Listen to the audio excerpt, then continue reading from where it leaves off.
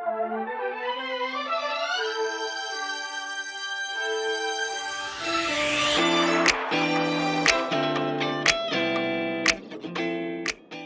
so this morning on this particular call, it's going to begin with a train. But before we start on this train, I want to set the stage so you guys can visualize what it looked like. This was quite a number of years ago in this particular setting that we're going to view.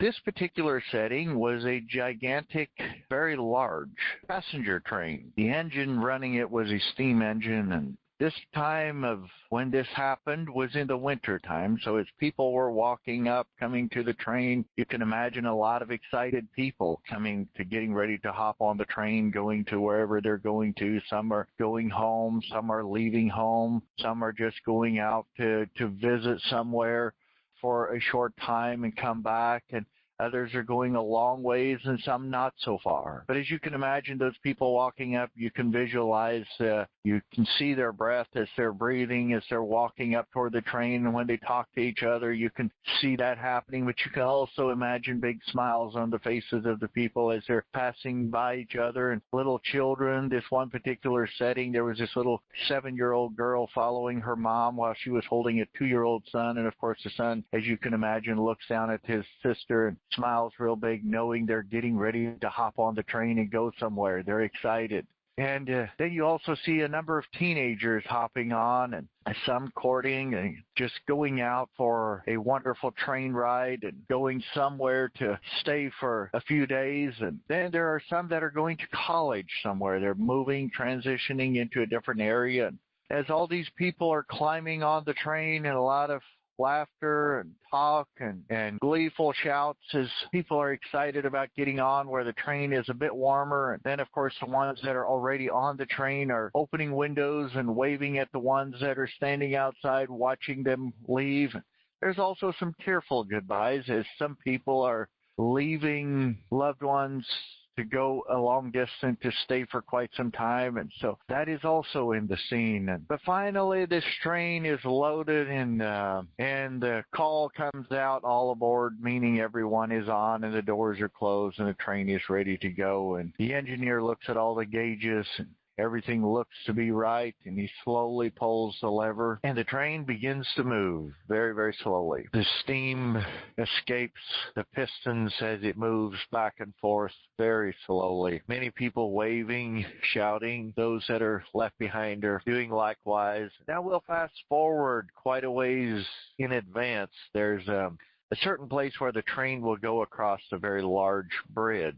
As we take a look at this scene, we will notice that there's a father there that takes care of this bridge. But before we get to the bridge, we will take a look at the father when he's walking to work. He often takes his son with him, and every time that he takes his son with him, his son is super excited to go to work with his father. He just loves to go to work with him. This is like the most fun thing in the world for him to do. And whenever he gets to do that, it's the highlight of his day. And of course, he loves to fish as well. And this is a bridge, so that means there's water there. So this one particular morning, as they're getting ready to go to work, he gets asked if he gets told that he can go again. And he's excited, grabbing his coat, his clothes, and he's ready to head out. Grabs his father's hand. But you got to understand, this little boy was a little different than most. He notices everything that goes on around him. He noticed as they walked through town that there were many people that some were having, it seemed like, problems. Things wasn't going right for people. Some were sitting along the road with really nothing to do and looking forlorn, like life couldn't be any more miserable for them. And this little boy notices all that stuff. He's just very observant. He just seems to notice every person's pain. Fast forward, they get to the bridge. And let me set the stage for this bridge. This is not an average bridge. This is not a bridge where the train just goes over and that's it. This is a bridge that also must let water traffic pass by. This is a bridge where the ships, when they come up to the bridge, it must lift up. It must lift so that the ships can get through. And there's a scheduled time of where this train must come through. And this father, as he's sitting there, he knows all the schedules of when each train is coming. And he also knows when the ships are coming. They're always set in such a way that none would interfere with the other. This one particular morning, as he was sitting there, he kept one eye on the bridge, and there were some huge, gigantic gears that would turn, that would lift the bridge. And it was a steam-powered system that would lift this magnitude of a bridge, just gigantic bridge, lift it up.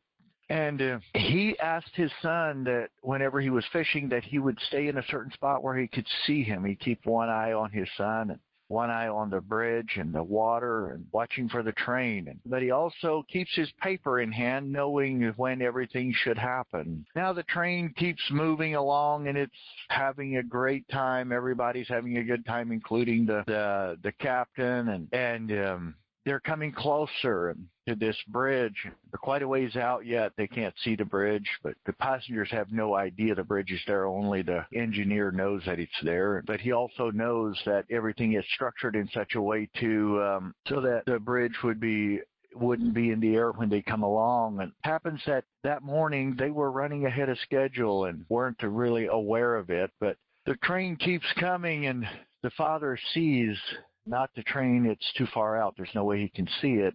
But he does see a ship coming, and he knows the ship is on time. And so he looks at the bridge and realizes he must do something about it. And he reaches over and checks all the gauges and looks at everything is right and ready to have enough steam power to lift this humongous bridge, and begins to pull levers to get it ready, and the releases, make sure all the releases are unhooked so the bridge can go up. And once that is done, he goes through his checklist, and the final straw is to pull the lever that begins to lift the bridge. He pulls that lever, and the bridge begins to go up. Now let's take a look at the sun. The sun is down there fishing, and he is in a position where he can see the tracks, and he's just having a grand time down there with his rod and reel and fishing pole. And all of a sudden he notices something that his father couldn't see, and he sees the smoke rising of this train and realizes that the train is coming. So he quickly takes a glance at the bridge, and to his surprise, the bridge is beginning to move up. And as he sees this, the son realizes that this bridge is going up. And he realizes the train is only a moment away from crossing this bridge. And he realizes the bridge will be up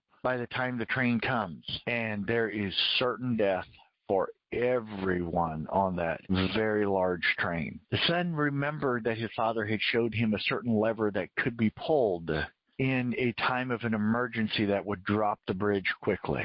And so he does what he knows is right to do. He runs to grab that lever, which was up in the gears of this bridge. And being a very small lad, he didn't have enough weight to really pull this thing. And he gets up there and begins tugging on it and trying to get this to go down, and it just wasn't responding to him. And now let's go back to his father as he's there watching the bridge begin to go up, and he quickly glances back down to the water's edge to make sure his son is okay, and oops, his son isn't there. He immediately almost panics as he thinks about, well, where's my son at? What's going on? What's happening? And he looks around, and to another great horror of surprise, he sees this train is coming, and it's not very far out. He realizes he has only one choice. He must grab and jerk the release lever, the emergency lever from inside the building. And he looks up into the gears, and as he'd been watching those, making sure that everything was working correctly, and to his even worse horror, he sees his son up there, caught in there, trying to pull that lever down. And his father knows only one thing. If he jerks the emergency lever, his son will be crushed in between those gears. There is no questions asked.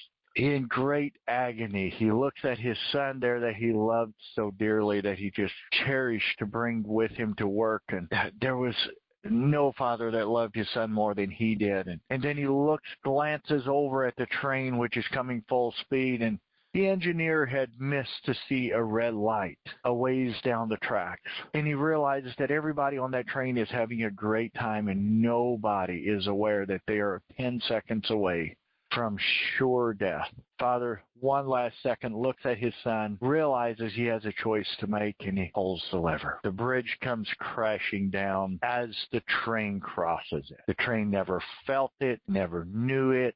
Everybody on that train had no idea that they were seconds away from losing their life. And they crossed on over, everybody in the train having a great time. There was one girl in the bathroom getting ready to take on some meth, and he was preparing that. It's just all the different scenes were happening inside of the train of what people were doing and the joyful times they were having, the expectation of where they were going. They continued to cross that bridge never knowing what had just happened. The father comes outside of the building. He is in great agony. He stands there looking like nothing worse could have possibly happened to a person. One lady looks out and says, "This looks like this man has lost everything." And many that are looking out the window notice the agony of this person's face, but they don't understand why. They don't realize that he just killed his own son to save all of them. This girl in the bathroom, as she's getting ready to take on this material that she shouldn't be taking, notices this man as well, and the agony on his face just